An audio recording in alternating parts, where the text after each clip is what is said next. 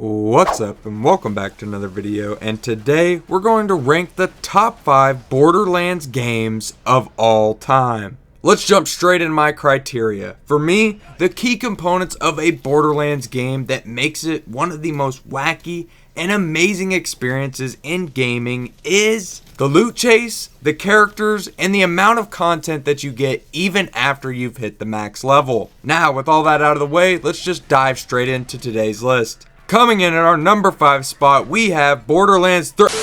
New Tales from the Okay, so there really wasn't a good 5th spot, so just hear me out for a second. Tiny Tina's Wonderlands. I know I'm probably going to get crucified for this, but I really don't care. If it tells you anything, I actually considered putting a game here that I haven't even played. That's how tough it was for me to rank a 5th best Borderlands game. While that may sound harsh, I genuinely only have love for 4 of these games. But with that being said, for what Wonderlands is, I had a damn great time playing it. But still, at least I was able to sit down and let myself get sucked into this game, which is something I cannot say for Borderlands 3. And while yes, this game was made on the exact same engine as the 3rd Borderlands game, so it wasn't new to me anymore, so I could just focus all my attention on how good this game was. Which in terms of gunplay, movement, and graphically, Tiny Tina's Wonderlands is leaps and bounds above everything else I'm going to rank today. But from someone who plays Wonderlands on console because I didn't care to give them money for it a second time on Steam, even on the modern hardware, my Xbox Series X struggles to load this game at times. There's points in the game where the areas just look so muddy and it's almost like PS2 levels of bad.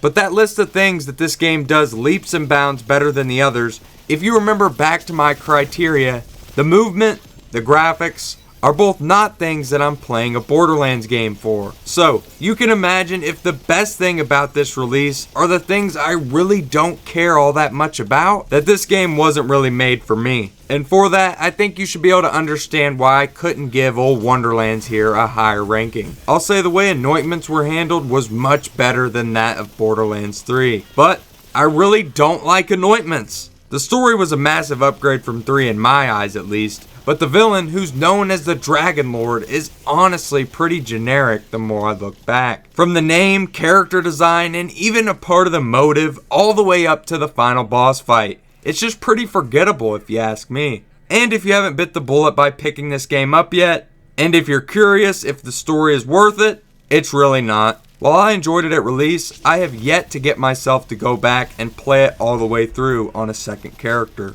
And remember when I mentioned characters earlier in my criteria?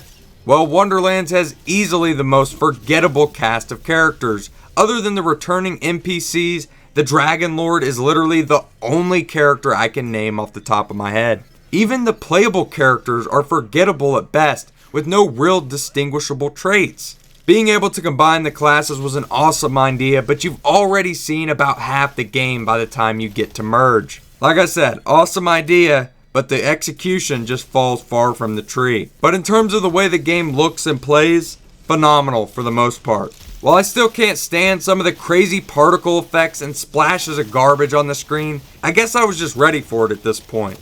So it didn't bother me near as bad as it did with BL3, but it's still just too much. In all seriousness, this game was fine for a playthrough. I just don't care to go back and play it unless it's for footage. Coming in at our number 4 spot, this is one made by the company known as Telltale. It is Tales from the Borderlands. Now admittedly, I can't get really deep into the story of this game, as I'd just be spoiling it and ruining it for everyone who hasn't played it yet. What I will say is it's a phenomenal story that I highly recommend for any hardcore Borderlands fan. If you haven't touched it yet, please give it a playthrough. The characters are interesting and unique, and the lore of the game was actually so popular that they've decided to continue the story in a book that's coming out next year. As to why they didn't just continue the story in New Tales, we will never know. But regardless, it's a story-driven game that allows the player to make choices on the fly that will affect your game and eventual ending. While it's hard to rank this game with the criteria that I've set for today's video, as it's a completely different genre, as compared to anything we have to compare it to with the Borderlands franchise, other than New Tales, we haven't seen anything else like it. But the characters are what does it for me. Such an odd but interesting group that I'd rather just be as vague as possible about to avoid spoiling it for you guys. Because experiencing that character development and that group bond that forms throughout this game is a huge reason why so many of us hold it in such high regard. I just hope that at least one person decides to give it a shot after this video. It's a great game that doesn't get near the amount of love that it deserves. Coming in at our number 3 spot, we have Borderlands the pre-sequel. Oh man, this is a game that I see gets a cult level amount of love, but you're always going to have the doubters. With the reality of this game being Borderlands 2.5. And if you look at it that way, you're almost certain to enjoy yourself a little more. As yes, there isn't a lot of in-game content, and yes, the story does drag at points. The grinder is pretty awful, but damn it, the amount of fun that I've had playing this game is incredible. While I'm yet to play this game all the way through in co-op, as I've never found someone who enjoyed it enough to finish it with, in terms of the solo Borderlands experience, it's going to be really hard to top the vibe that the pre-sequel had. And yes, I know the moon gravity wasn't the best, but you can't deny that it had one of the coolest aesthetics in the entire franchise. With the best playable characters and skill trees to go along with them, arguably the greatest DLC in the whole franchise, and the entire back half of the infamous Handsome Jack story. But in my opinion, one of the most overlooked aspects of the pre-sequel is the guns. Not only did we see the debut of laser weapons here, but the new uniques and legendaries we saw added made for some of the most interesting guns in the franchise. Like I mentioned though, the lack of in-game content after you max out is very disappointing to anybody who's come from literally any other Borderlands game. Unless, of course, you're coming from Tiny Tina's Wonderlands, which, I'm sorry. But the pre-sequel was basically the prototype for the Wonderlands dev cycle. Give the fans the least amount of content for the most money possible. At least the pre-sequel has the excuse of, the company having to shut down and they had to stop the production on the damn game. Let's not get off topic on this commentary, let's just move on from here. I've enjoyed this game ever since I went back and played it in 2015 after the life cycle had wrapped. As during the launch, I really didn't get into it all that much. But I've noticed that over the years, every single time that I go back, I swear I just appreciate it more and more. It serves as a solid icebreaker when you're getting a little tired of another Borderlands game, and I think that's how it should be looked at if you're not that big of a fan. Because at the end of the day, yes, it's a mainline Borderlands game, but it really is just a spin-off that explains the past events that we already knew from the established story. While I think fans' expectations coming off Borderlands 2 were always going to affect what happened to the pre-sequel, there's no telling where it would rank had we actually finished that life cycle of the game. If you're not familiar with what I'm talking about, the company had to shut down and cease all operations before they could actually complete all of their planned DLC content. It's something I'll always wonder, but hey, I'm just happy we got it at all. Coming in at our number 2 spot, we have Borderlands 1 Game of the Year Edition Enhanced. While I really just wanted to come in and say Borderlands 1, the quality of life features in this version make it the superior version of Borderlands for me. The mini-map, buy all ammo, FOV slider, and many more features were not present in the original game. So if you're at all curious about picking up BL1, try and grab the enhanced version. The gritty, dirty look of the environments was something completely different and unique at the time.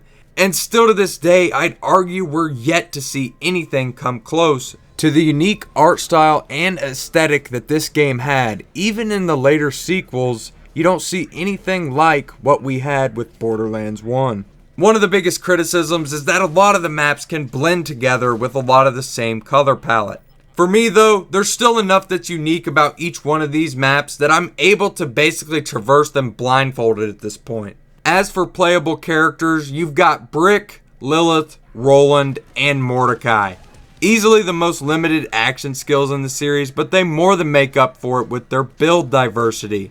The amount of weapons that are better suited for specific characters in this game is a lot more compared to, let's even say, that of Borderlands 2. Like, for example, the Sandhawk and the Herald. You can use those weapons on any character and make it work. There's certain weapons in Borderlands 1 that are best fit for a certain class and not so much the others. As the end game in Borderlands 1 is also scaled so much better than any of the games we've got after the fact. But not only that, 3 of the 4 DLCs are really solid pieces of content. You've got pearls to go for, the armory and Cromarax, just casually 2 of the greatest farms of all time. And sure, the story is severely limited, with most of it being a reading simulator if you actually want to understand what the hell is going on. That I don't like as much, but more importantly, who's coming to these games for the story? Not me. That's for damn sure. You also have a unique system to this game, being the weapon proficiencies, which for whatever reason they are still yet to implement into any Lands game ever since, which just annoys me, as it's one of the better mechanics of Borderlands 1's in-game that I just don't hear enough about. So sure, at times the game may feel dated with stuff like the awful car physics or not being able to move and fight for your life,